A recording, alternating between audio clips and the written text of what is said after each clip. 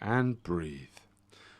Welcome to an Echo of Glory, a live show after the painful viewing that was Tottenham against Bodo Glimt. I'm joined here this evening by Adam. Thank you for bootlegging it down after the game. That's all right. Enjoy that? Yeah. Let's get on to it. Terrific. And Jake, who watched it with me, it was pretty stressful. Wasn't great, was it? Wasn't great. So look, thank you everybody for joining us tonight. Should we dive straight into it? And I guess the best place to start is the lineup, which threw up a couple of surprises for us. So if we go through it, I should have probably had that up at the beginning. But if we go through the lineup for tonight, what we had was Vicario in goal, Porro right back, Danso van der Ven, Spencer left back, Bergvall, Bentancur and Sarr, Johnson, Richarlison and Odegaard, Simons and Kudos on the bench. Ads, thoughts on that? I was really pissed off when I saw that, I have to say. I said before on the show on Monday when we were talking about the Wolves team that when you see the team, Simons on the left, 3 holding midfielders or nominal holding midfielders, you let out a bit of a collective, this is going to be a drag. And when I saw that team today, it just reminded me of the Newcastle game that Ange played a couple of times when he had Werner, Son and Johnson up front. The Tamworth game where I think Mikey Moore, Werner and Johnson played up front. And as a basic principle, and it completely changed when Simons and Kudus did come on, if you can't retain the ball at the top end of the pitch, any and every advantage you have as the better team goes completely out the window.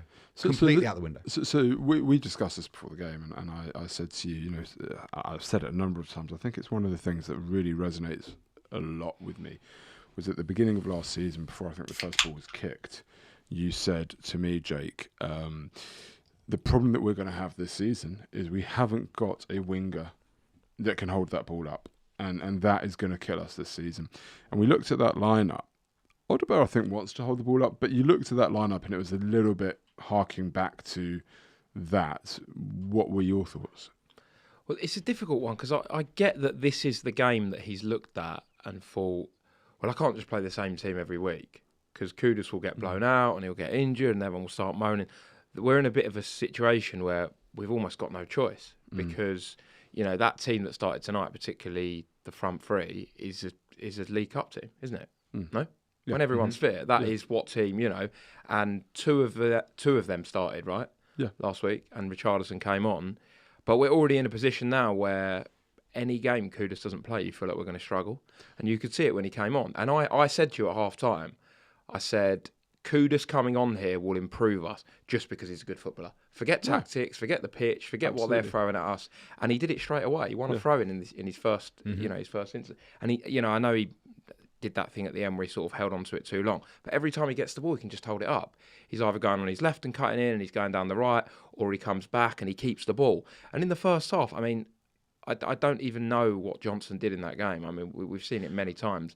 And in the second half with Odegaard, he was bright in the first half, but they're not even capable of having a ball into feet and holding it up and playing it back. That is like such low level football. Yeah, you could see when Kudos came on that straight away the team had an outlet. They were looking right. They believe in him. Yeah, they never had an outlet throughout the whole game. But straight away, I'd be interested. I'm no Johnny Blaine. Unfortunately, I'm sat here. I'm not the stato that he is. I don't have the recourse to stats that he does. But I'm willing to bet that Kudos had more touches in his first 10 minutes than Johnson had in the whole game.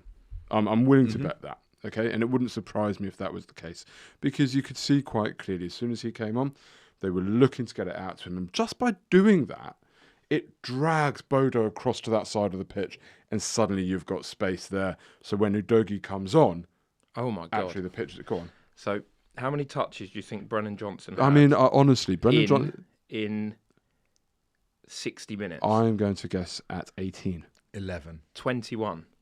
How many do you reckon Kudus had in half an hour? I'm going to guess at 32. 40. Yeah. That is astonishing. Tells you. That tells you all you need to know. And I understand, we were sort of, when Johnson was on just before he got taken off, it was nil fine. It's a bit of a different game, a bit more cautious. And, we were throwing everything forward. I get that. But 40 touches. But it tells you everything, right? Because as I said just now, right? As soon as Kudos came on, so you and I picked up on it in the first half, and it was true against who did we play on the Wolves. weekend? Wolves, when he came on as well.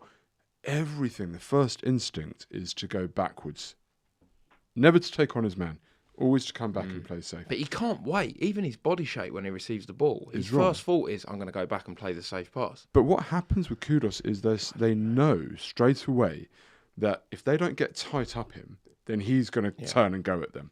And if they do get tight up him, two things happen. One, he's either got the touch back and somebody should be going beyond because he's drawn the fullback out of position, or two, the team has come across and you can spread it out left. It makes a world of difference. And the concern that I have straight away, Adam, is without even being at this moment such a creator with assists or such a goal scorer, his importance to the team as a ball carrier and a ball holder out wide is absolutely critical. If we lost him right now, we'd be stuffed, wouldn't we? Mm-hmm. But I also think it's why so many of us were desperate for a similar profile player to come on the left-hand side, because even just the way you switch the field, like Odobert probably had a better half an hour when Kudus came on.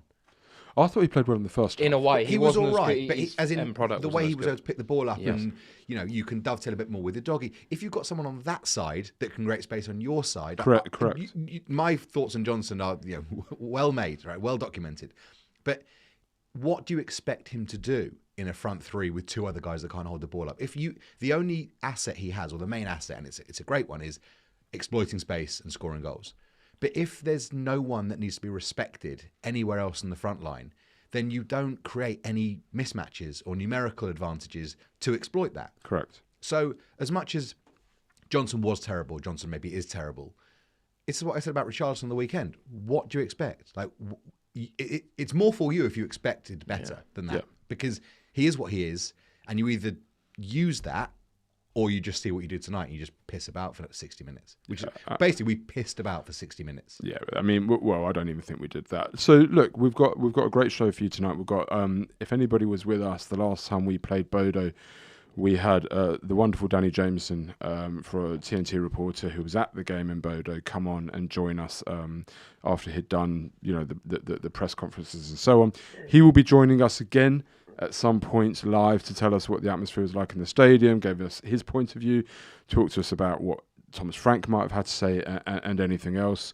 And while we are here and at this stage, and before we really get into things, I want to remind everybody that by becoming a member, you have the opportunity to win this incredible piece, a signed Mickey van der Ven shirt with a replica Europa League trophy, a photo of Van der Ven clearing it off the line, and a photo of Van der Ven lifting the trophy. I've got one of these myself. I hung it up in my house this week. It looks absolutely stunning, and we are apparently going to be giving that away in the show following the game against Forest.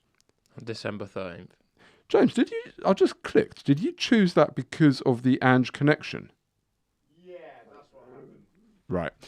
It's not. We said we'd give it away before Christmas. James has picked the game against Forest as the game when we will be giving that away. So the show after December the 13th, somebody could have this under their Christmas tree as the best present you'll get this Christmas. Or above it. All you have to do is become a member. I've no idea how, so if either of you two know... I think you've got to use a desktop. You've got to use a desktop. James, desktop. You can't do it on a tablet or your phone. Don't do it on a tablet or a phone. It's got to be a desktop. But do it, because this is a sensational piece of merch. Right, so we've gone through the starting lineup. First half. Nobody wants to say anything about that. Talk to us. So tell us about that first half. The first half was the first half that you expect to see from a starting 11 like that. Like, there was nothing else that you could possibly expect to happen. The only way that a game can change is you're always likely to get that one moment that we had with Bergvall when the defender... I don't really blame Richarlison for that. I thought it was an awkward one. Do you not? It's the pitch. I thought that was... I said to you at the time, it was a bit awkward. I think maybe... I know it sounds crazy. On grass, he probably would have scored. The ball held up a little bit, and he didn't expect it. I think it's a little bit, hindsight 2020 was a real goal scorer would have anticipated it. I don't think anyone watching that thought the defender was going to miss it or he'd be behind it. But that's the sort of thing that on that moment the game can turn. Yeah. But we were we're relying on flashes, which is not. Nothing really happened from that Bergvall chance to the disallowed goal. From our side of things, no, I nothing. don't remember one single time. No, we even got into the box. they basically dominated, and I think the problem for me, I think on commentary we heard a few times how well we were defending. I'm not sure that was the case. They looked. We were saying through the first half, and I'm sure anybody watching it was saying it's coming. It's absolutely coming, isn't it? And it was kind of inevitable. And the question, I guess, is why? Because are Bodo that good? Or were we that bad? What was it? The pitch? What's the differentiator here? Because Bodo really did take us apart. I think it was a combination of everything. I mean, the pit. Obviously, as I was saying to you, Gal, they know that bounce of that ball so well. Every single cross that came in, absolutely bang on every time. But forget the pitch; they're professional footballers. We didn't look like we fancied it tonight. Mm-hmm. We didn't look like we fancied it. And I know we all said, it was predictable, we sort of expected that, but quite a few players went hiding tonight. They really, Sarr, Johnson, Bergvall didn't look up for it at all from really early on. And I know we all said when we look at the team, we expect that. But as a collective, I don't think we expect it to be that bad. I don't think anyone can go, what, I expected us to have a first half like that, because I thought it would be not that bad. I didn't expect us to blow him away, but I did not expect it to be that bad. I mean, the amount of times in the first half and the whole game where their man received the ball 10 yards out from goal. That happened about five times. Yeah. I mean, better team would have scored. They missed the penalty. There was one at the end at 2-2. First half at the end. There was the one in the first half. It's like, how many times can that happen? That's just basics. That was almost more worrying than how little we created, because that is what Thomas Frank is building the foundations on. And for us to be getting carved apart time and time and time again, if we've got nothing going forward, which we didn't in the game in May, we were awful in that game, pretty much, but we defended well. Yeah. And, they weren't going to score if they played all night. Yeah. And, if we defended competently and then brought the subs on, we probably would have won that game quite comfortably. Yeah. But we shot ourselves in the foot from the way we started the game and just didn't recover. Yeah. I thought on the ball we got what I expected, but I thought we'd be a lot better off it. Like, we just let them play. They outworked You us. think, like, against when you're that much better, we've all played football against people that are clearly better than us, and it's like, on your touch, bang, nick it away. I can't think of a tackle we made. When we managed to get the ball back, it was because it was an overhit pass or the ball gone out of play. I can't think of a time where we sort of turned possession over. And that was a strange thing. You don't expect that from a Thomas Frank. Well, from what you think you're going to get from a Thomas Frank team. No, absolutely. It was a very passive performance. I think I saw a comment from Adam Harris up there saying this was not a good night to give up drinking. Adam, people ask why. I mean, I can't watch Tottenham without. It's too hard. So I mean, I feel sorry for you, Adam, but that was a silly decision. Almost as silly as the team selection. But look, we're going through the first half. We're getting to that point of the first half where we're like, okay, let's just get to half time. We were after the penalty. Get to half time. And then the penalty. Is that not just the most brain dead challenge? From the most experienced player on the pitch. Yeah. So, I mean, what is he doing there? The only explanation is he tried to block it. Mm-hmm. He tried to block the cross. But I'm not sure he needs to. But I don't know why. But just block it by putting your foot up. Yeah. He could have got sent off for that. Easily. As in, if that had gone slightly the other way, he could have got sent off. He flew in. It was a bizarre way of trying to block it. He didn't try and foul the guy, but it was just all round. That summed up the half. It was just brain dead. Yeah, it was absolutely reckless, and we called it straight away. I said as soon as I saw it. You said that's a penalty. I didn't even see it. I was watching the ball. He didn't see it, and he's watching the ball, and I've gone, oh god, that's a penalty. It's like what? It's like, and then it came back. It's like, oh yeah, that's clear cut pen all day. It wasn't even a debate. Funnily enough, and I'll give him his props here because somebody's played on Astro quite a lot. Is our producer James Alexander? Did he make that noise on purpose just there? Well, I think he was just reminding me of what he said before the pen was taken. Mm-hmm. His words before the pen was taken, this is going well over the bar. I'm not joking. He went. I was like, James, it's going bottom right corner, and Vicario ain't getting close because I don't think he's ever saved a penalty for us, right? He said, no, telling you it's going, and it went well over the bar. And he said, if you've played on Astro, you know how hard it is to take a pen and keep it down. Mm-hmm. I'd never really. Do you know checked what was the pens, worse? Do you know what was worse than the penalty? Was the commentator saying Vicario did his job? Yeah, What? yeah, Sorry? yeah. He also at one point said there were 4,500 people. in Yeah, the he stand, did say it, which and then was he went very- about 450. And I think you can only say that if it's in the thousands. Yeah. Yeah, and I think he also said that this one made James laugh, was that the ball had the trajectory of one of the Boeing 747s taking off from whatever. Anyway, it was a dreadful penalty. Jason Puncheon-esque. It really was. It was a dreadful penalty. We were let right off the hook, and you get into half time at 0-0, and you've gone. That was one of the worst halves of football you could wish to see from a Tottenham team. It really was that bad. But here we are. We're in at half-time 0-0. It can't possibly get worse. No, we'll make some changes and we'll come out a we'll different come team. out. It'll be better, right? It was one of those games where you have half time and you expect you get team talk and the momentum. It was almost like half time didn't happen. It was one of those classic games. It was exactly the same from the first minute. But why they wouldn't got it in have down been? the? They didn't make any changes. But something has to change. I Yeah, don't but you know have to something. change the players. Yeah, but sometimes you watch a game like that and something changes. It's 4 games now this season. Bournemouth at home, Brighton Villarreal away. at home. Brighton No, Brighton away was okay with us in the first half. I thought we But- played very well at Brighton. Right? Yeah, I really thought we played very well. Oh no, sorry, I'm getting confused. Bournemouth, yeah. Bournemouth at home, Wolves at home, Villarreal at home, and that were as bad a first half performances that you could ever wish to see. 100%. And he didn't make a change in any of them. And I think there is a stat that he is the latest manager to make substitutions in the whole The only division. early one he's made this season that I can remember is he took Johnson off early in the second half against Bournemouth. I can't remember when It was about around. 55. Yeah, 55 is like, Yeah. you've not been good enough in this first whatever. But it had to be Kudus and Javion At half-time. for Sarr and Johnson. I I mean, I didn't. Bentancur on one of the wingers, but whatever. Whatever. And even, yeah. We'll come to Bentancur. We'll come to Sarr. Sarr, I thought, was just non-existent in a game like that. Didn't he feel like he didn't have a kick, Sarr? Danny Jameson's just messaged me to say that he's going to be with us in a few minutes, pitchside at Bodo. So we'll have a good chat with him and get his view. He's just come out of the presses, so he's making his way back to pitchside right now. I do want to sort of say about Sarr, I know he's been injured. He looked injured. I think what we know about Bodo is they're a technical team. They move it very nicely. That was all, what we saw tonight from them was what we had expected from them in the semi-final. That's what they were billed to be, that possession side, fast-moving, pressing it well.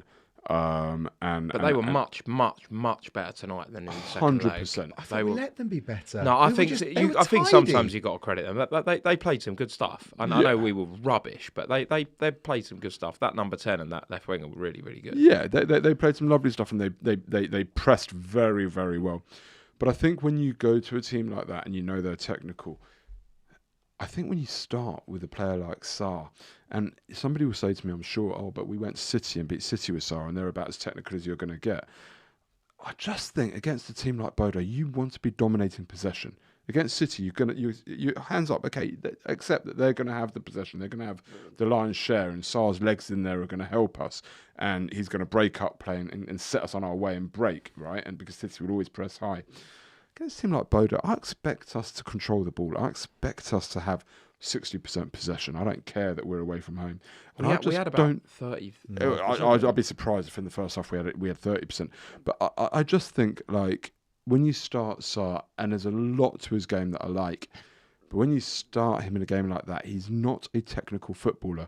Johnson is not a technical footballer. Richarlison is not a technical footballer. There were too many players in that team who can't hold the ball, can't move the ball. It's kind of a weird thing to say because you're playing against Bodo and all of their players who are clearly inferior players and couldn't cut it in the Premier League were much more technical than a lot of our players. How does that work? How is that possible? Look, whether they are, I think as a collective, we allowed ourselves to be in a position where it became a game of sort of sitting deep and whacking it along and hoping, whereas I don't think no one showed the bravery to take the ball. And I think one big issue with that, with Sarr in particular, is I think Sarr and Bergvall are the wrong way around. I think Bergvall should be the deeper one that can break out with the ball, and Sarr should be the one getting close to Richarlison. I think they've got that really the wrong way around. And I don't think it helps either of them. Bergvall said in his press conference yesterday, I see myself as more of a 10. I think he's miles off. He's an absolute number 8 on that. He's more of a 6 than a 10 for me. 100%. I want to see him deeper. I think he's got the technical ability to get his foot on the ball. You want to see him picking up the ball from deep and driving and 100%. I think you neuter so much of what he's good at by having him higher up the pitch. 100%. And the other one, which is a concern, and it pains me to say because I opened his fan club, but Jed Spence at left back is a very, very, very good defender. Limited. Does it kill us a bit going forward? You see Udogie come on. You see Udogie.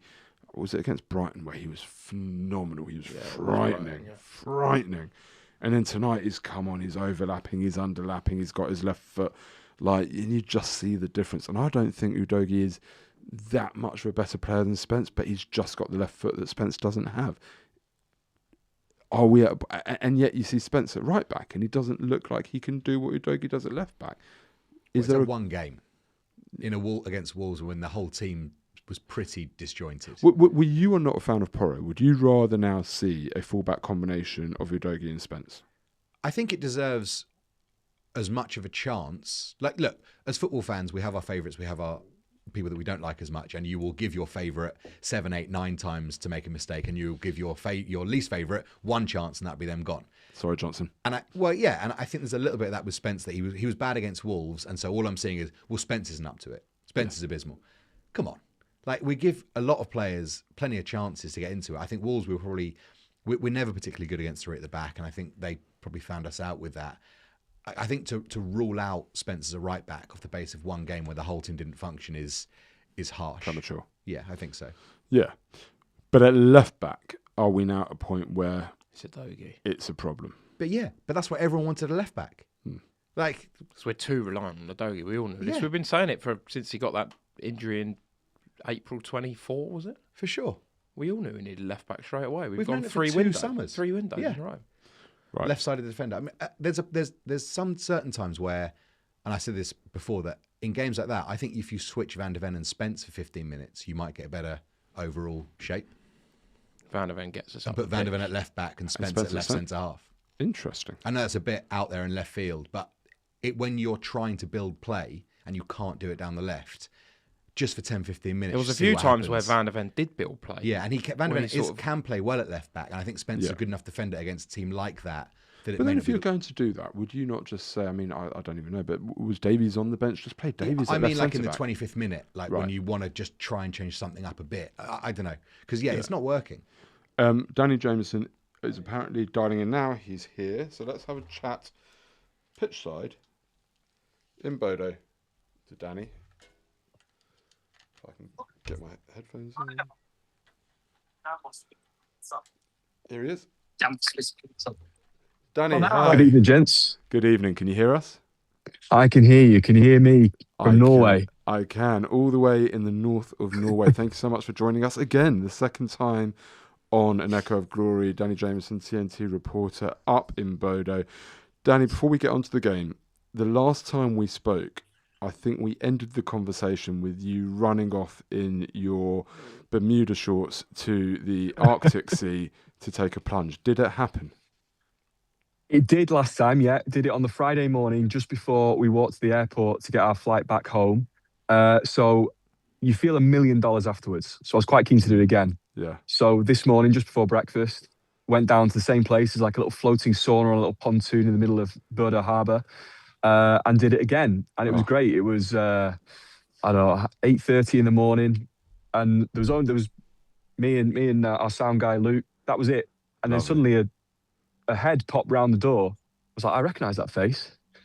It was Justin Cochran, followed by Thomas Frank and the entire coaching staff, who all jumped in and went into the sauna. And listen, it's invigorating. I'll tell you that for free. Some of them needed a little bit more persuading than Thomas Frank did, but yeah, it was very funny just sort of seeing them all appear. Pure coincidence, but you do feel good afterwards. I'll tell you that. So that would surely lead on some tremendous insight that you're going to give us to Thomas Frank and Justin Cochrane. But firstly, I want to ask you. It's the second time we've spoken to you in 6 months? I think we played them in March. Firstly, a couple of things. What's the climate like now versus then? I said when this draw was made, we are bloody lucky to be playing them end of September rather than 2 months from now. Yeah, and I think that is probably an important point to make, because I think Manchester City come here on match day 7, which is the middle of January. Yeah. So it's actually not that bad here at all. It's fairly similar to back at home, I'd say, sort of low mid-teens. Last time for the second leg back in May, it was drizzly and grey. It's been relatively clear here. It's not warm, but it's not cold. The conditions, it's normal autumnal vibes. I would suggest. So we can't blame that in any way for the performance. I guess the other factor is the jeopardy in this game was entirely different to the last one. Yeah. Did it feel from even before kickoff? Was it more relaxed? What was the mood around the camp and generally? Yeah, do you know what I would say? It was definitely different, but maybe not from the Spurs side. The difference I would say is from the Bodo Glimt side. So when we spoke to the guys here, that we got to know a little bit last time, the problem in the semi-finals were they were behind the 8-ball straight away after the early goal in the first leg, the 3-1 lead. They couldn't really play the way they wanted to. They were chasing the game straight away. So when we spoke to their manager, Kjetil Knudsen, after both legs, he basically said, we didn't see the real Glimt.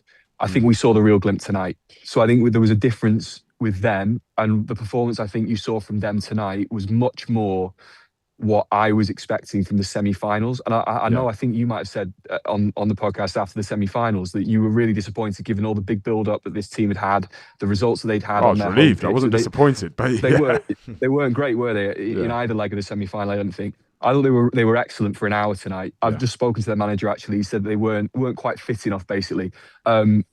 I don't know if you guys know, but they're basically missing half of their team. Are they really? The bench, they had maybe 3 fit outfielders on their bench. Gunderson, who scored the own goal, shouldn't have played. He's half fit. They lost 2 more first teamers last Thursday in their cup game. They're missing they've got 4 right wingers, all of whom are injured. They signed a new striker 3 weeks ago who assisted twice on his debut and was immediately injured. So they're missing a load of players. You're not making us feel any better.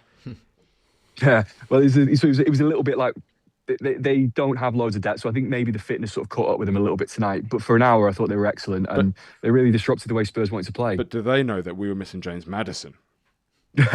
Yeah, but they would argue that they're fishing in slightly different ponds than Spurs are. And I mean, if you look at the bench tonight, the fact that you can bring on Archie Gray, Mohamed Kudus, Xavi Simons. I'm joking. I hadn't realised that they had that depth of problem. Yeah, it's obviously it's no excuse whatever. They just get on with it. But it's probably important to note that they have quite the injury crisis themselves. They were a little bit concerned that maybe they wouldn't show themselves. Bear in mind, this is a huge night for them. Like they never ever thought that they would have Champions League football here. Yeah. I think 6 or 7 of the squad tonight were in the team that were relegated to the 2nd division. Oh, wow. 7, I think it was 7 years ago, the year before Knudsen took over. So they've all come back through and they're stuck with him, and they've gone from the 2nd division in Norway to Champions League football. So like the whole place is just on the top of the world. Yeah. They made a proper big thing out of it. So that's, to go back to a very long-winded way of going back to the original point. I think that the energy was different, but I think it was different from the Norwegian side, maybe more so than from the Spurs side. Although, as we know with this league phase, the jeopardy in these games early on, there's not a lot really, is there? Because you've still got 6 more, and they're almost halfway to qualifying already with 4 points. Yeah. A sort of semi-snobbish way that people would talk about Thomas Frank is that at Brentford, a draw is always a good result, whereas he's at Tottenham now and we need to win. I don't know if you've spoken to him yet or been to the press conference, but what's the sort of sense coming out of the Tottenham camp? Because I'm sat here pretty frustrated thinking that we now probably have to play more players at PSG. We're now less likely maybe to qualify for the top 8, which I think with the fixtures we've got shouldn't be out the realms of possibility. And then you end up in the suffering round in February. The knock-on effects that I can see from this game as a pessimistic Spurs fan are just snowballing in my mind. The more I'm even talking in this question. What's the vibe coming out of the Frank press conference if you've spoken to him yet? Yeah, don't let it snowball. That's the worst thing you do. It's September. Keep your powder dry. Snowball in March and April. We've just been in to speak to him one-on-one. And that was my first question. Like, given the circumstances, is this a good point? And he was like, effectively, I think the vibe between him, we also spoke to Mickey van der Ven, asked him the same question. The vibe was very much, if you're 2-0 down, the way they were, yeah, it's a good point, but they're not happy with it. Like, they'll take it from where they were. And like 4 points from your first two games, I know the fixture list is relatively decent the rest of the way. It's not the worst. It's not the worst place to be. I mean, even you need 9 points might get you in the playoff round. 10 points almost certainly will.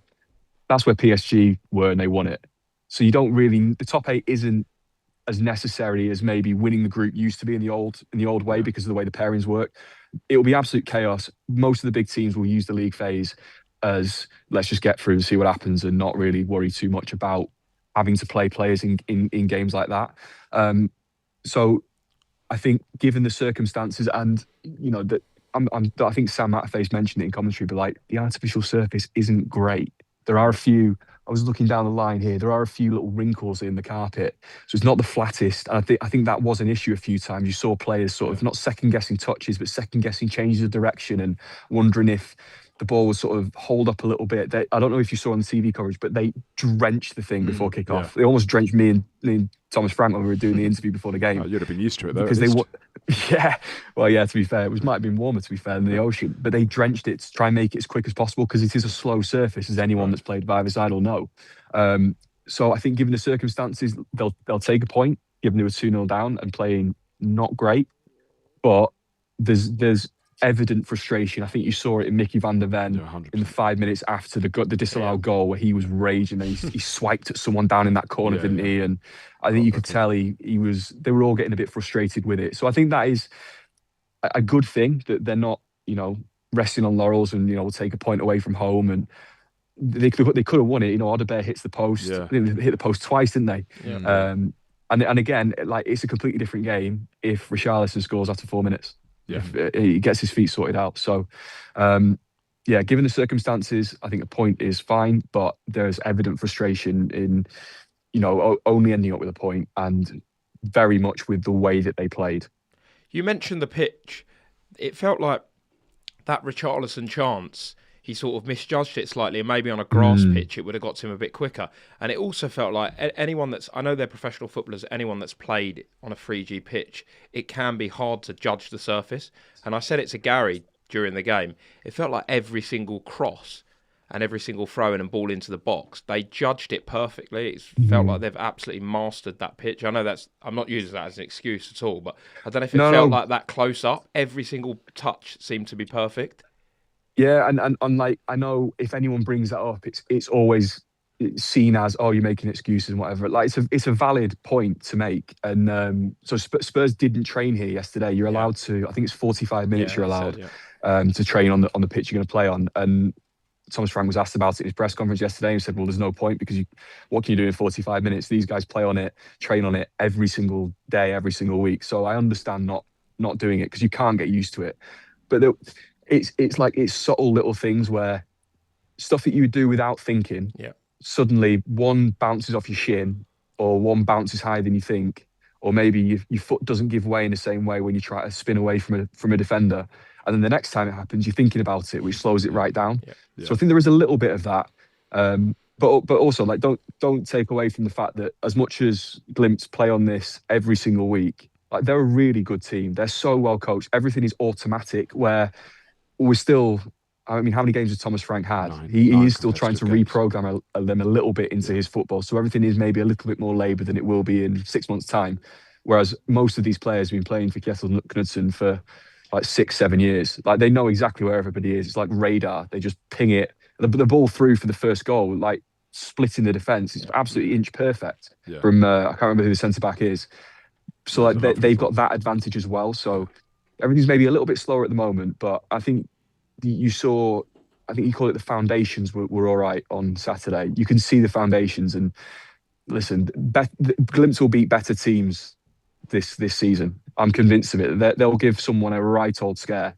Maybe not away from home, but like they could easily do what they've done tonight to Manchester City in January.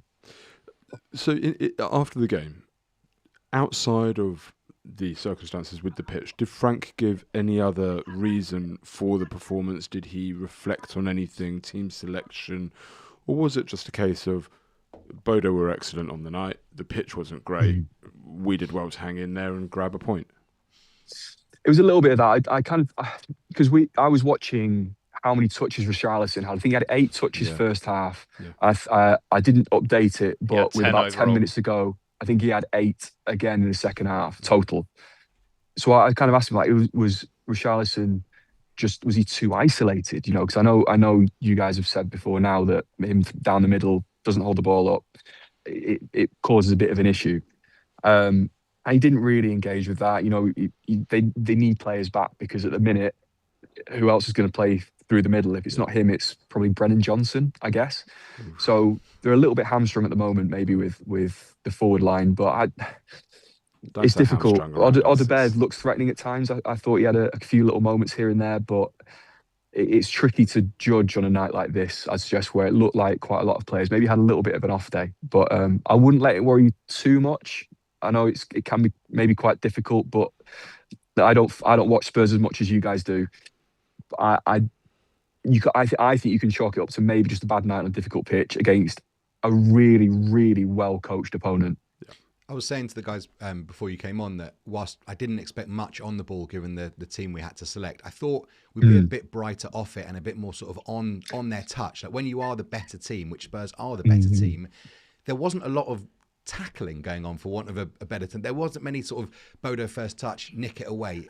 Did it feel like that from Pitchside as well, or was that just something that maybe didn't come across particularly well on TV? Because it just felt we were half a yard off it. Maybe that's because you don't want to get too tight to them because they are so good on that pitch, which I think teams have suffered with in the past. But it felt quite conservative and passive off the ball. Yeah, I know what you mean. I do think a lot of that might be down to the opponent, because I think you saw a few times, particularly sort of maybe 15, 20 minutes in, where I think Glimpse had something like 70% of the ball and they were playing in the Spurs like last 30 or 40 yards. The triangles are so quick and so slick, and the pitch is still drenched by that point, so the ball's moving quite quickly. I wonder whether that might be a little bit where, you know, you don't want to get caught and then you sort of maybe sit off a little bit, because even up until the goal, did they really threaten properly? Like the only chance really was Hauger had one that Vicario tipped over the bar. They had that one right at the end at 2-2. Put it just past. Yeah. Sorry. I was meaning up until they scored. So like for the first hour, as much as they had loads of the ball, they didn't really create much, did they? They defended the box quite well. Yeah. Okay. There was that one at the end of the first half which came across from the right and he blazed it over. Yep. Yeah. But so they were. That was probably. Is that the only one? I can't think of like Vicario having too many saves. Yeah. So they defended it relatively well, I thought. Up like from like 20 yards back, almost like their own penalty area. So yeah, I think it's partially the opponent who are, like I say, very quick and just automatic with the way that they pass and move, and like they knew that's what they were going to play, and you know they've Glimpse have specifically looked at those 2 games against Spurs, they've changed how they train specifically to try and compete more in Europe from those 2 games, because they were bullied effectively off the ball. Yeah. They've changed how they train for the intervening 4 months, specifically to be able to compete with the physicality of the Premier League and be able to play those sort of little triangles where they couldn't in the semi-final, I didn't think. No. So I think you have to sort of credit them, and I wouldn't, like I said, I wouldn't let it worry you too much. These European away games, are anyone that's played in them, you know, they always tell you how difficult they are, and if you can draw these, win at home, you'll be okay. Yeah. I know what you mean. There are some things that maybe are concerning because they've happened before this season, but it's still very early on, and I think given time to gel and to get players back and to maybe to maybe have things that are a bit more automatic, like Glimpse have, I think you'll begin to see it see things move forward relatively quickly. So I think, in summary, you put it down to a very good Glimpse side that possibly people don't give the respect to that they absolutely deserve. They've learned their lessons from 4, 5, 6 months ago and trained accordingly. And as you say, they're a team that are very well versed in what they do, and we are 9 games into the Frank era. Danny, you've been an absolute superstar for joining us once again after Bodo Pitchside. Thank you so much for taking the time. I don't want to hold you up too much. Enjoy another swim tomorrow or in January against City. maybe Pep will join you next time. Let us know. Maybe not. I'll report back on that. But yeah, there's some overpriced beer waiting for me back at the hotel, I think. So And we can't enjoy wait. your evening, guys. We can't wait to play Bodo again and see you the next Absolutely. time. All the best, Cheers. Danny. Cheers for joining. No worries, guys. Take care. Thanks a lot. Bye-bye. See you soon. Bye. Bye. And there you go. Of the night, wasn't it? There you go. I mean, bringing you from Pitchside in Glimt, Danny Jameson, TNT reporter. You don't get insight like that. I was about to say went skinny dipping with Frank this morning, but of course that wasn't the case. He just went in the Arctic Sea with Thomas Frank this morning, who apparently dove in head first. I wish our team had done that on the pitch this evening, but they didn't.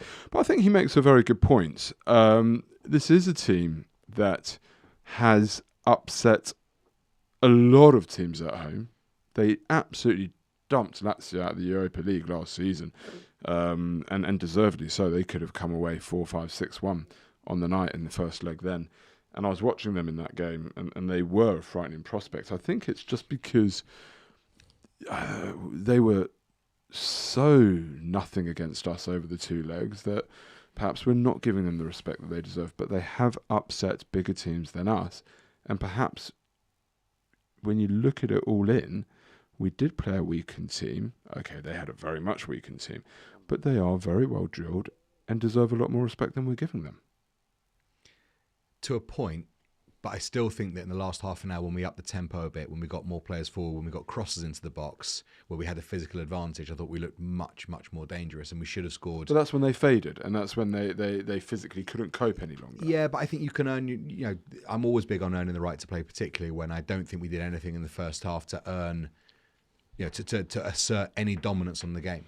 I thought we just let the game happen in front of us, and as good as and tidy as they may be, I still don't think that's an acceptable. I don't think we should be going home thinking, oh, well, Bodo all right, so we'll let them off. Maybe some people will, and fine, but I'm not going to be able to shake that first half as an excusable thing because Bodo are a half the or better side than maybe we give them credit for. We've been talking about a couple of players, the likes of Spence and Frudogi and so on. Bentancur, a lot of rumours that he is on the cusp of signing a new contract. I think since he has come back from injury, he hasn't quite dominated games in the way that he was previously. He hasn't looked like the same Bentancur, to the point where there was a time when if you'd said to me Bentancur was signing a long-term contract, I would have said, oh, that's great news. Now I'm a bit like, meh. And then I see Archie Gray come on tonight, and I thought his cameo was excellent. I really did. I thought he made some really aggressive, positive runs in behind. One of them led to the goal. In fact, I think it led to the equaliser. Is there a case now where we have to say we need to start looking forwards? And it's all well and good Bentancur signing a contract because we need players in the squad, we need depth. But are we coming to a point where it's like, well, Archie Gray should now be getting that opportunity? You take it, Jake. So I've got something to say, but you go. I'm not sure. I really like Gray. I don't know if he's ready for a run. I think he should get more opportunities, definitely. And he was good against. I think he's always good. Was he good on Saturday? He was good against Doncaster. Oh, he was good against Doncaster. Fine, whatever, League One. But he's been pretty good when he's played this season. He started against Burnley as well, which he was absolutely fine against Burnley. I think he should be getting more opportunities, definitely. I still worry about him technically, and I worry when he picks up those positions high up the pitch because it almost feels like he shouldn't be there. Yeah, because you think of Archie Gray, you think of as a centre back, a right back, or a defensive midfielder. Yeah. But he is doing absolutely everything that you'd want from a young squad player right 100%. Now.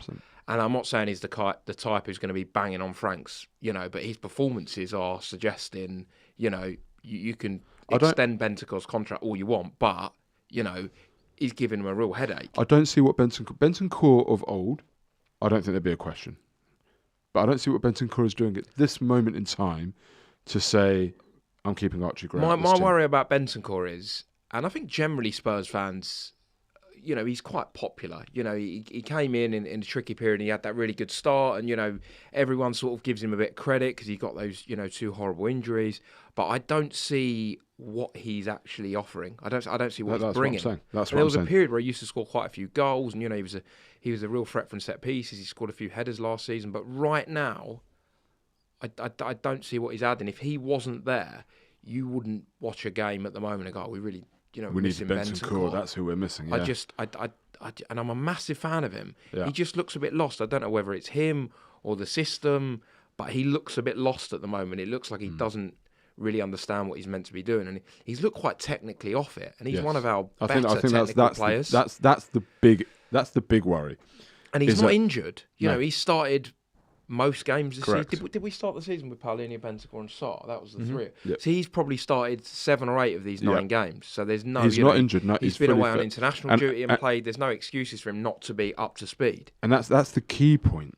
Is I always saw him as a technical footballer. Yeah, well, he's South American. And I'm not seeing that right now. I'm not seeing the Bentancur that we saw before. You said, Adam, that you had a thought on this. Yeah, I think he's really mischaracterised as a holding midfielder by himself, and I think he is an absolute disaster when he has to play as the lone 6. And we saw it for both goals today. If you watched both goals, he charges out of position to win the ball that he can't win, vacates the space, and they're gone. And there were so many goals last year where that happened. And I think there's this idea that because, if you were watching from the upper tier, you might get him and Paulinho slightly confused because they're both tall, dark hair. The one must be interchangeable with the other. I think they are so different. And when Gray was able to make those runs today, it's not a huge coincidence that Paulinho was on the pitch being able to sit there and do the work behind. And I think if Bentancur is going to play, he has to be seen as a forward-minded player, not a defensive one, because he's abysmal positionally. And the only way we got away with it in the back end of last season was that Basuma, who you're not going to bring him back in the team much as I think he does have assets that could be good. Basuma was a very, very good foil to him, taking up half the pitch and let Bentancur deal with the other half. A bit like what Paulinho's done at times this season. Similar. When you just need to defend, the two of them are fine, and that's what we basically did in Europe. Just sit there and just what we have, we hold. But I think Bentancur has been a disaster as a holding midfielder for about a year and a half now, and I don't know why he's still used. Yeah.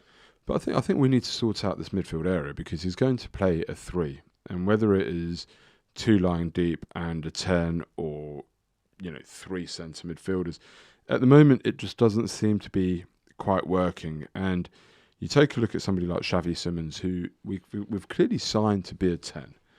And people might say we're a bit disappointed with Xavi at the minute. We haven't seen him. Is he actually that good? The reality is we've signed this guy for 50 odd million. He is hugely rated. He is a 10. That is his position. To me, you start building around him because he's clearly going to be a focal point of the team. He's only started 2 games. This is the point, right? You've got to start building around him, and you say, right, you are in the 10. So therefore, what is the combination? Well, for me, it's 1 from 4 at the moment. Take your pick. It's 1 from 4. It's got to be Paulinho, it's got to be Xavi, and it's 1 from 4. Whether that's Gray, Bergvall, Sarr, or Bentancur. But you say that. I disagree. I don't think it necessarily is 1 from 4 because you're right. Paulinho has to start, and it's got to be Xavi in the 10. Paulinho's got to start, and Xavi's in the 10. But I don't want to see personally Bentancur playing when Paulinho plays, and you say Bentancur can't play in a 6 by himself, and I don't disagree.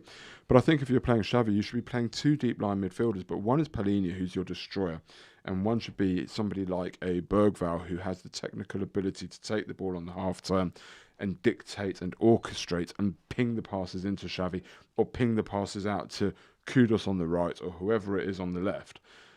I don't think Bentancur's that guy at the minute. And I'd rather see either Bergvall or Gray alongside Paulinho with Xavi in the 10, no? Yeah, there's a lot of me that would be moving to 3 at the back at the moment. I think we're really struggling out wide, particularly on the left. I don't think we've got anyone that is really worth giving up a there. left winger wouldn't make a difference, would it? No, and I think Richarlison, his best game by a mile this season was PSG when he had Kudus next to him playing as a second striker, and against Leeds, I wouldn't be disgusted to see Simons playing as a 10 with Richarlison, Kudus ahead, 3 centre halves, and then Udogie and Porro as wing backs crossing the ball in. And then two centre midfielders. Yeah, and then you probably could get away with Palhinha and Bentancur because you just need that sort of destroying holding role, covering for the fullbacks, or Palhinha and Bergvall. Again, 2 of 4, whatever you want to do. But I just don't think we're getting anything out of the current formation because that left wing spot is just a dead zone on the pitch. We all knew that pre-season. Well, yeah, of course. It was absolutely inevitable, weren't it? And, if we're not going to play a back three, I think it has to be Odobert for a bit now. He's the only one that showed anything to me. It has to be him. I know the bar is extremely low, but we said it the other day. I think, was it yesterday or Monday? We've got to stick with someone. Stick with him. And I know Odobert wasn't great, but he's the only one that showed a bit of, intent. He wanted to go at his man. I know his end product's not good enough. But we've already seen what can happen when you whack balls across. We've scored 4 own goals this season. Yeah. Just put it in a dangerous area. I'm going to disagree. I really like Tell, and I know that will be unpopular. Tell's the one that I would give a run to. Based on nothing. But he's just not a hunch. The problem is now, the difficult one with Tell is now, if he doesn't score, not just that, he's not played enough. And I know there's only you got to play him, but it feels like right now in this period, like Leeds away, hostile, going to be quite, in your faces. Do you really want Tell starting? He started 2 games this season. One was Doncaster and one was West Ham, where it was almost a fitness session for him. I'll tell you why I like Tell. Purely this, you say based on nothing. Not for me. I actually think what I like about him, I think he's got tremendous attitude. I think he's got big brass balls. I think he wants to make something happen. I think he's brave. I think he's determined. I think he, every time he gets the ball, he looks to me like he wants to be positive and wants to go forwards and wants to try and make something happen. And I just think that if it clicks for him, it could really, really click. And he's the one that I'd give the left wing spot to. But let's move on from Bodo, because we haven't got all night. Can I just say, just before we end, because I feel like this is quite valid, the one positive I took from tonight is, that is 4 games in a row. And I know none of them have been good results. That forget Doncaster. 3 games in a row, we've scored late goals and we've come back from 2-0 down twice. And again on Saturday, and we were talking about draws. We have not had that for years. No, without a doubt. For years. Tonight was the result wasn't terrible, not great. Brighton, was fine, and Saturday, not a great result, drawing at home to Wolves. But we have not had that team with that kind of never say die. Under Ange, if we went 1 down, regardless, we'd never get anything from it. And we've had 4 games in a row. We've had it. Forget, maybe Doncaster doesn't really count. No, I think there's a lot to build on, and I think people are frustrated. So we're not seeing the attacking intent, and we're not breaking teams down. Our XG is low. I think any manager worth his salt is starting from the back and making you hard to beat. And there's no doubt in my mind at the moment that Tottenham are an infinitely harder team to beat than we have been for the last 24 months. Outside of Ange basically playing anti-Ange ball in the quarterfinals, semi-finals, and finals of the Europa League, and I don't mind. And I'll say this: it took me until December of last year, a good 18 months into Ange's tenure, to start turning on him because I want these managers to succeed, and I think you do have to give them a chance. You have to give them that opportunity, and I think if we're sat here in a year's time watching performances like that, then there's a problem. But right now, I think the squad isn't quite where we need it to be. We all know that. I think he is 9 games in, and as Danny said there's a huge amount. We've lost 1 game as well. Lost just 1 game. I think there's reasons for us to be positive, even in the face of a performance like that. Before we wrap up, let's quickly touch on a bit of... Can I interrupt just quick on that? Because I was thinking when Danny was talking about 9 games, 6 months down the line. This is a potentially harsh question, but whatever. What do you think the ideal Frank sort of automation goal is, or the way that Frank is intending for this team to start building attacks? Because my one concern right now, and I could not care less about XG. It means absolutely nothing to me. I'll never respect it, appreciate it. But watching the games with our eyes, we are not progressing the ball from back to front and creating chances. And I'm not expecting us to now, because I fully appreciate it. To get the train on the tracks, you have to start at the back and build forward. But I wonder what you think the way in which he thinks we can score goals on the basis that if there are legs to the rumour that Savinho was very much wanted for the left wing berth, on that basis, I think Ange sees football very rightly. Frank. Ange does not see football. I think Frank very rightly sees football as a simple game that shouldn't be overcomplicated. And what that means to say is, let's have a really solid foundation. Let's get 2 wingers that can beat their men consistently. You don't have to break teams down if you've got players that can beat men. Just get it into them. You haven't got to break teams down if Kudos, every time he's getting the ball, is going at his fullback and, 2 out of 5 times is getting past him. You haven't got to break teams down if you've got Savinho on the other side. And actually, if you've got Savinho on the other side, you've got a really wide pitch. You saw today, Kudos came on and suddenly the pitch was much wider. We had a lot more space down the left. They couldn't wait to get up Kudus' arse, but you knock it in behind him and suddenly he can go in behind with the ball from Porro. You spin it back out to the left. And that's really it. And then you put a 10 in the middle there like Simmons, right? And suddenly, with a really strong base of Palhinha and Bergvall and Gray and, Romero and Van der Ven behind them, you got solid as hell base. You got 2 wingers that are high and wide, and the fullbacks are pooping it every time they get the ball because you've got these wingers that can go past them and deliver it in. You've got 10 in the middle. And I don't think it's necessarily about we're going to play these intricate triangles that Bodo are playing, and credit to him. We're just going to get the ball to these players and let them do their thing. Basically, Harry on steroids. Harry Redknapp on steroids, and why not? No, why not? I'm not. I'm interested. And get a striker in the middle. Valid way to put it. Get a striker in the middle in the box that you can get the ball into. Score a lot of goals. I suppose you can't double up on anyone if you've got 3 guys correct. across the pitch. Exactly so it that. becomes a 1v1 on the basis that he wanted Savinho on the left. Can you imagine if you had Savinho on the left, Simons in the middle, and Kudos on the right? I don't care who you are, right? As long as your midfield can get the ball to them, the other team's going to have a problem, a very big problem. And I think he sees it like that. I don't think it's about the automation, the perfect Frank goal. I think it's just about get the ball to these guys, let them beat their men, and something's going to happen, right? Because that's what football is. It hasn't got to be these triangles and these wonderful, intricate moves. Obviously, you're going to press high, try and win it high. It makes it easier to score a goal, all of that sort of stuff. But ultimately, strong foundations, talented, technical, good players up front who are aggressive, positive, forward-thinking, score goals. I think that's what he's aiming for, based upon the transfer rumours. And it might take a bit of time, but Soul Sniper Gaming, Savinho's not coming in January. No, he's just signed a new contract. I'm not saying Savinho necessarily, but it's a player of that profile very clearly. Maybe it's Semenyo, for example. Whoever. I mean, that would be unbelievable, right? But, it's that aggressive left winger who wants to take on his fullback, and wants to go at his man. Let's move on because it is getting sort of late in the evening now. A bit of club news. The academy fared slightly better. On the same pitch? On the same pitch against Bodo earlier today. They won 6-0 to make it 2 wins from 2 in their European campaign after seeing off Villarreal. A brace from captain Olasise, joining Byrne, Roswell, Thompson and Elliot Paris, not to be confused with... what have I gone blank? Williams Barnett, thank you. All these double-barreled surnames. So yes, obviously we've touched on the Bentancur contract possibly. I've got an issue with. Oh. Because I was half listening to it the other day. Okay. Because I was working at the same time. And I just heard Solanke needs an op. And I had to come back to it and message like, does he actually need an op? And you were like, no, it's only what I think. And later that day, like some sort of clairvoyant. I mean, we all talk to people and whatever. And I think it's your fault. I'm blaming you. You're blaming me. I'm blaming you. I think if he hadn't missed a billion games already, I'd take it on the chin. How is it possible? I mean, Frank said, we tried to do everything we could to get him back, but he could have been back by now. They must have known. They knew. Just do it.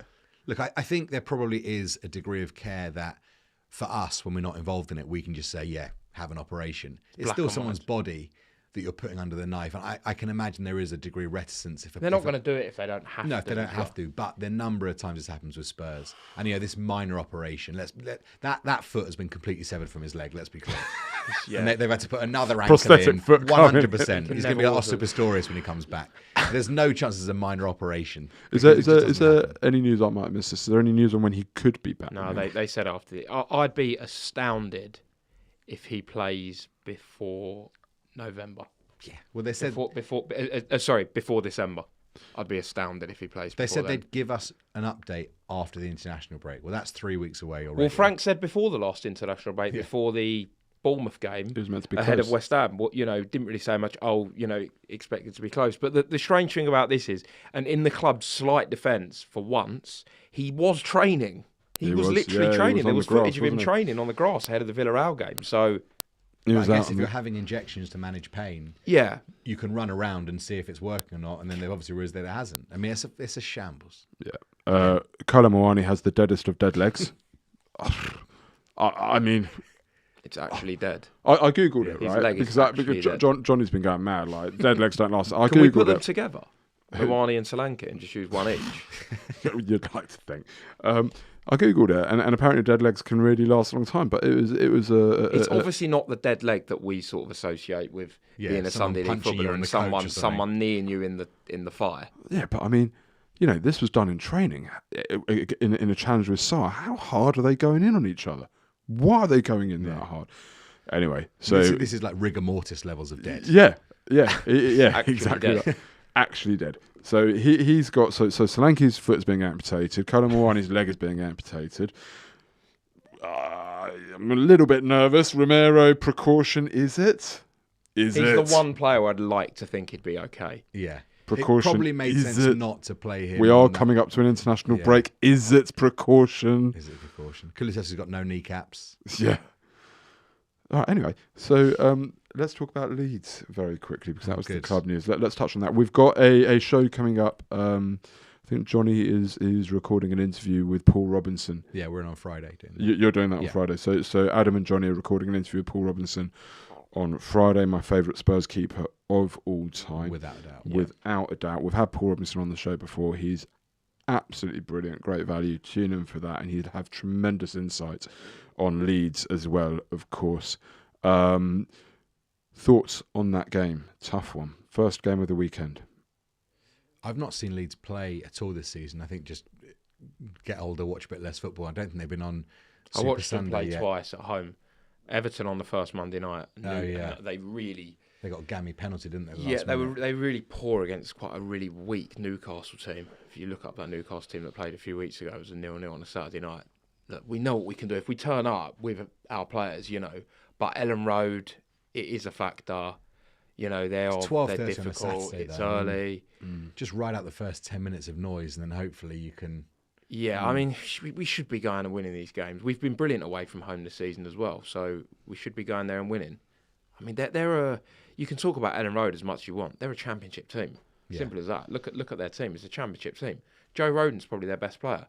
I loved Joe Roden when he was at Spurs. I really he do was like one him. of those where I always wanted. I'm doing him a disservice. I think he should have got more I of a always go. wanted him to play instead of Eric Dyer. Yeah, in the so middle of he the scored at the Conte's back weekend. three. Actually, he's a good bloke, and He he's very he's obviously won't carved give out a really Richarlison good a career. kick. Well, he'll give him a kick. but He'll not give the him a ball. kick. Yeah. Just actually thinking of that, it'd be quite interesting if Gray does start after Yes. Leeds. Yeah. I think Hopefully he wouldn't should get start. overawed by the occasion, and he's obviously a Leeds fan, so I think it'd be a great game for him to I- start I- in. I hope so. actually. I think it'd be a very good one for him to start in midfield because he's played at that sort of championship level. Now he's playing in a better team against championship level in a game where he'll be highly motivated, you'd think, to really shine. I think it'd be a great game to start Archie Gray in. But yeah, it is a tough one. It's one we need to win, isn't it? Yes. We've got to get back to winning if we ways. win, I'd say overall it's been a pretty 8 out of 10 start to the season, results-wise, I'd say. What would it be? 14 We'd be points on- from 14 points from 7 league games, which is Yeah. 2 a game, The which is holy what you grail of 2 always want points to per aim game. for. And 4 points in the Champions League in the next round of the Cup. I'd say it's a pretty good start, especially considering since City we've been pretty poor. Yeah, 100%. And I think as well, what people are not giving enough credit towards with all of this is the fact that this is a team that Frank took over, that took 40% of available points from Ange's last 66 league games. I think in the last 66 league games that Ange had, we lost 33 of them. Yeah. This was a team that lost a lot. And as you said, we've only lost once this season. So I think people sometimes get a little bit blinkered by, we've won the Europa League, we're now a winning team, and we spent some money in the summer. Everything's going to be brilliant from now on. It doesn't quite work like that. This is a team that I don't think people appreciate how far back this team went and how much it needs to be built up again.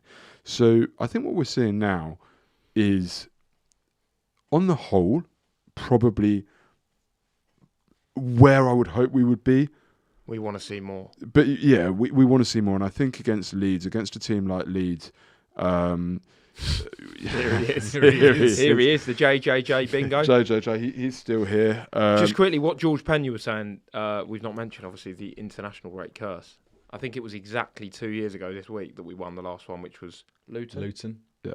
So I think it's probably been 8 defeats in a row or 7 defeats in a row. Maybe 7. Not good.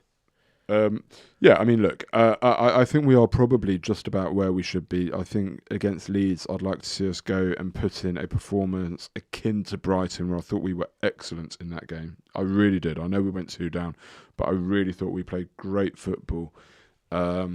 And I'd like to see us go there and dominate and just go and play good football and beat them. And is it the international break after Leeds? Straight away, yeah. So that would send us into the international break. Let's break that international break hoodoo and go in with a win.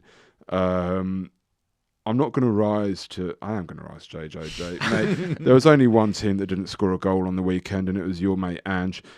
Yes, he did not destroy this team twice. We beat him over 2 legs in a semi-final in very, very different circumstances. And I don't know if you heard the interview just now, JJJ, but Danny was saying they've trained very differently after that because they realised what they need to do, and it showed. And fair play to them, they're a good team. I'm looking forward to seeing your mate get sacked, not because I don't like Ange, hopefully I very much we can do. improve enough to be as good as Forest Ange right now. Yeah, I think I like Ange, but I think ultimately it's not going to work there. And I really don't know why JJJ is still haunting this podcast.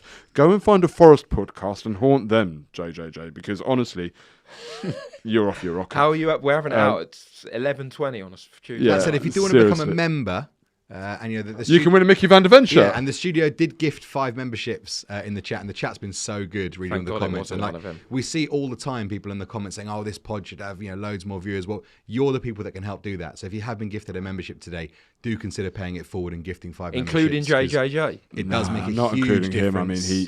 I mean, I think he must be like Ange's wife or something. Anyway, But like and subscribe. It does make a massive difference. Guys, thank you very much for coming in tonight. James, thank you very much for opening the studios to us. Thank you to everybody listening and tuning in tonight. Look forward to Leeds marching on together. I'm sure that you're going to have a great chat with Paul Robinson. Vicario is going to be on the agenda, I'm sure. Let's not discuss that right now. Look, a good away point in the Champions League. We are well set. 4 points from 2. We are well on course to finish in that top 8. Marching on to Leeds and up the Spurs.